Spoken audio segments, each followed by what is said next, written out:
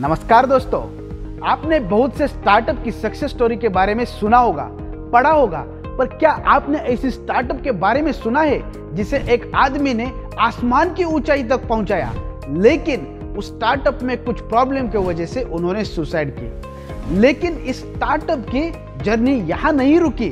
उस आदमी के पत्नी ने पति के सुसाइड करने के बाद कंपनी की बागडोर अपने हाथ में ली और वापस से कंपनी को सक्सेस के पटरी पर लाया। तो आज के इस वीडियो में हम जानेंगे इसी स्टार्टअप की जर्नी के बारे में। लेकिन इस सफर की शुरुआत करने से पहले अगर आप चैनल पर नए हो तो चैनल को सब्सक्राइब कीजिए, वीडियो को लाइक कीजिए और वीडियो को शेयर करना मत भूलिए।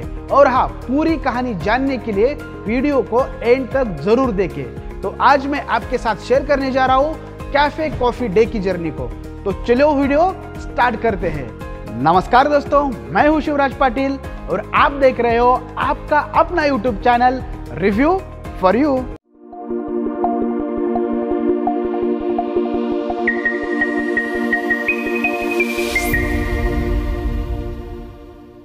सीसीडी कैफे चेन की शुरुआत आज से करीब 26 साल पहले 1996 में हुई। 11 जुलाई 1996 को ब्रिगेड रोड, बेंगलुरु, कर्नाटक में सीसीडी की न्यू सीसीडी के फाउंडर वीजी सिद्धार्थ ने रखी। सीसीडी की शुरुआत करने के पीछे इनका मेन एम कस्टमर को अफोर्डेबल प्राइस पर वर्ल्ड क्लास कॉफी का एक्सपीरियंस देना और उसी के साथ बेस्ट कैफे चेन जैसी क्वालिटी सर्विस प्रोवाइड करना था। नए इनोवेशन के लिए हमेशा एक्साइटेड रहने वाले सिद्धार्थ ने मंगलोर यूनिवर्सिटी से इकोनॉमिक्स में मास्टर किया था। सीसीडी का विजन बिल्कुल सिंपल है और वह यह है कि कस्टमर को सस्ते दामों में वर्ल्ड क्लास कॉफी का एक्सपीरियंस देकर बेस्ट कैफे चेन की सीरीज पूरे देश में बनाना। महज 24 साल की उम्र में सिद्धार्थ ने मुंबई में जेएम फाइनेंशियल इन्वेस्टमेंट कंसल्टिंग के लिए काम किया। जेएम फाइनेंशियल लिमिटेड के साथ अपने काम के 2 साल पूरा करने के बाद सिद्धार्थ को अपनी पसंद का बिजनेस शुरू करने के लिए बेंगलुरु लौटना पड़ा। साल 1985 में स्टॉक मार्केट में इन्होंने एक इन्वेस्टर के रूप में अपनी पहचान बनाई। बाद में बेंगलोर में शिफ्ट होने के बाद उन्होंने C1 सिक्योरिटीज नाम की एक सिक्योरिटीज कंपनी शुरू की। सिद्धार्थ ने स्टॉक मार्केट कार्ड खरीदने के साथ इस कंपनी की शुरुआत की थी, जिसे बाद में 2000 में ग्लोबल टेक्नोलॉजी वेंचर्स का नाम दिया। जब 90s के दशक में कॉफी के बिजनेस को और लिबरलाइज किया गया था तो सिद्धार्थ ने कॉफी के प्लांटेशन में इन्वेस्टमेंट करना शुरू किया और उन्होंने अपने पैसे को एक ही साल में दोगुना कर दिया। और यह सब कुछ तब हो रहा था जब 1993 में कॉफी एक्सपोर्ट पर फोकस करने वाली कंपनी ABC TCL का जन्म हुआ था। उस समय सिद्धार्थ के प्लांटेशन में 3000 टन कॉफी का प्रोडक्शन शुरू हुआ था और ABC TCL की मदद से उन्होंने 20,000 टन के अधिक का बिजनेस किया और देखते ही देखते 2 साल में, खाली 2 साल के अंदर भारत से दूसरे सबसे बड़ी एक्सपोर्ट कंपनी बन गई। जैसा कि मैंने आपको पहले ही बताया था कि सीसीडी का पहला स्टोर बेंगलुरु के ब्रिगेड रोड में इस्टेब्लिश हुआ और इसी ने कंपनी को एक नई जर्नी की शुरुआत दी। इसके बाद कंपनी ने अपने रिवॉल्यूशनरी स्टेप से दूर दूर तक कंपनी को एक्सपांड कर दिया। आपकी जानकारी के लिए आपको बता दूं कि सीसीडी भारत की अब तक की सबसे बड़ी कॉफी चेन है। अब हम इनके बात करते हैं मार्केट स्ट्रेटेजी की। अगर हम सीसीडी की मार्केट स्ट्रेटेजी को देखते हैं तो यह इसका पूरा फोकस टीनेजर की तरफ है, चाहे फिर वो फेसबुक पेज हो, उस पर अपडेट रहना हो या फिर ट्विटर या टीवी के माध्यम से एडवर्टाइजमेंट करना हो।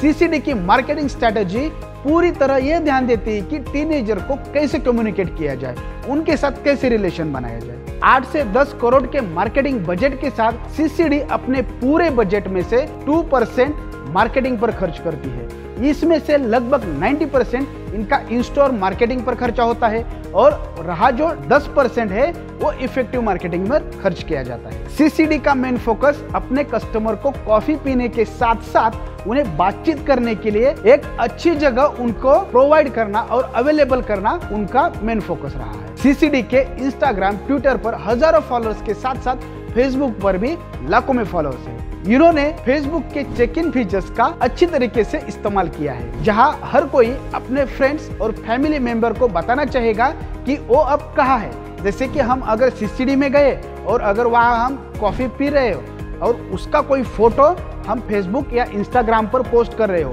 तो चेक इन में हम सीसीडी का लोकेशन ऐड करेंगे तो इस फीचर का उन्होंने बहुत ही अच्छी तरह इस्तेमाल किया। जब इस ब्रांड ने फेसबुक और ट्विटर का अपनी मार्केटिंग स्ट्रैटेजी के लिए इतने शानदार तरीके से यूज किया हो तो यूट्यूब को तो पीछे कैसे छोड़ेंगे। इस ब्रांड ने अपने एडवर्टाइजमेंट को होस्ट करने के लिए यूट्यूब को एक मार्केटिंग प्लेटफॉर्म के रूप में यूज किया। इसके अलावा सीसीडी कई एम्बिशियस मूव्स ने इन भारत के टियर 2 सिटीज कम्युनिटी और दूर दराज इलाकों में तेजी से ग्रोथ करने के लिए मजबूती दी और यही कारण रहा है कि सीसीडी अपने कॉम्पिटिटर जैसे स्टारबक्स हो गया, बरिस्ता हो गया, उनके सामने आज भी मजबूती से खड़ा है। आज एक company fresh and ground, coffee day square, coffee day resort जैसी दूसरी कंपनियों के ऑर्गेनाइजेशन की मदद से सीसीडी अपने कस्टमर की नीड्स को पूरा करने में और आगे बढ़ने में सफल हुआ है। सीसीडी ने कई फेमस ब्रांड के साथ पार्टनरशिप कर रखी है, जिसमें आता है लिवाइस, लिरिल और एयरटेल फ्रेंड। ऐसे जो फेमस ब्रांड है, इनके साथ सीसीडी ने पार्टनरशिप की है। शानदार स्टार्टअप जर्नी के चलते और लाजवाब मार्केटिंग स्ट्रैटेजी के बदौलत मार्च 2020 तक भारत के 29 राज्यों में 1752 सीसीडी आउटलेट है। देश में ही नहीं बल्कि फॉरेन में भी अपने आउटलेट फैले हुए हैं। फॉरेन में इनके आउटलेट की बात करें तो यहाँ उनका ऑस्ट्रिया में है, दुबई में है, मलेशिया में है, ऐसे कई सारी फॉरेन कंट्रीज में इनके आउटलेट है। साल 2012 में सीसीडी को भारत में 26वें सबसे ट्रस्टेबल सर्विसेज ब्रांड के रूप में स्थान दिया था। इकोनॉमिक टाइम्स द्वारा किए गए एक सर्वे के तहत भारत में नरिशमेंट सर्विस के क्लासिफिकेशन के तहत सेकंड मोस्ट एक्साइटिंग ब्रांड के रूप में स्थान दिया गया था और 2014 में इसी सर्वे के दौरान 4 स्थानों की छलांग लगाते हुए 22वें ट्रस्टेबल सर्विसेज के स्थान पर रहा। वहीं दूसरी तरफ 2012 में सीसीडी ने mouthshut.com का जो बेस्ट कॉफी अवार्ड है उसको भी जीत लिया था। अपने बिजनेस को बढ़ाने के लिए सिद्धार्थ ने मार्केट से काफी कर्जा लिया था और कहा जाता है कि 2019 तक कंपनी पर 6,547 करोड़ रुपए का कर्जा था। उनकी प्रॉब्लम उस समय इतनी ज्यादा बढ़ गई जब इनके ऊपर 700 करोड़ के टैक्स चोरी में एक रेड पड़ी। इन सभी प्रॉब्लम्स को चलते सिद्धार्थ ने 2019 में नदी में डूबकर सुसाइड कर ली। सिद्धार्थ के द्वारा अचानक उठाए गए इस स्टेप से सभी लोगों को लग रहा था कि कंपनी अब बर्बाद हो जाएगी, लेकिन लोगों के इस अनुमान को उनकी पत्नी ने गलत साबित कर दिया और कंपनी के सारे ऑपरेशन अपने हाथ में लिए। सिद्धार्थ की शादी 1991 में मालविका हेगड़े, जो कि कर्नाटक के पूर्व सीएम एस.एम. कृष्णा की बेटी से हुई थी। कंपनी के ऑपरेशन संभालने के बाद मालविका के सामने सबसे बड़ा चैलेंज उनके कंपनी का कर्जा था और जब उन्होंने कंपनी के ऑपरेशन अपने हाथ में लिए और उन्होंने एक ही गोल रखा कि कंपनी का कर्जा चुकाना है और आज उनकी कंपनी पर लगभग 1731 करोड़ का कर्जा रह गया है। मालविका ने कंपनी की ग्रोथ को वापस पटरी पर लाते हुए अमेरिकन कंपनी ब्लैकस्टोन और श्रीराम क्रेडिट कंपनी के साथ एक बिजनेस एग्रीमेंट किया था। कंपनी के ऑपरेशन अपने हाथ में लेने से पहले और सीईओ बनने से पहले मालविका जी कई सालों तक कंपनी का एक नॉन बोर्ड मेंबर के रूप में काम करती थी और कंपनी को ये सर्विस देती थी। उस समय उन्होंने कर्जों को कम करने के लिए अपने कुछ एसेट्स को बेच दिया, कंपनी को ट्रैक पर लाने के लिए खुद से एक कमिटमेंट किया।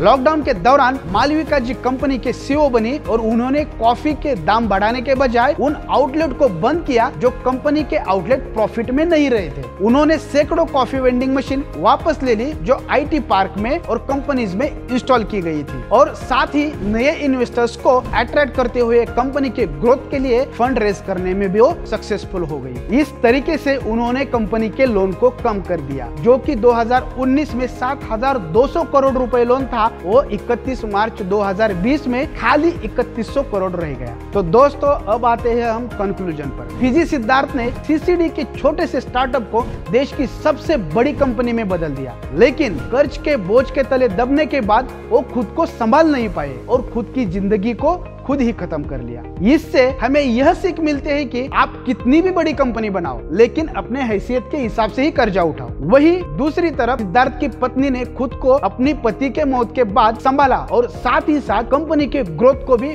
वापस पटरी पर ले आया। और मालविका जी आज के समय में वुमन एम्पावरमेंट का हमारे सामने सबसे अच्छा एग्जाम्पल है। तो दोस्तों प्रॉब्लम आएगी, प्रॉब्लम जाएगी, लेकिन हमें उनका डटकर सामना करना है। तो कैसे लगी आपको आज की ये स्टार्टअप की जर्नी, हमें कमेंट सेक्शन में जरूर बताएं। और हाँ, जाते जाते चैनल को सब्सक्राइब जरूर करें, वीडियो को लाइक करें और इसे दोस्तों के साथ शेयर करना मत भूलिए। मिलते हैं अगले ऐसे ही केस स्टडी में और इंफॉर्मेशन वीडियो के साथ। तब तक this is Shivraj Patil signing off.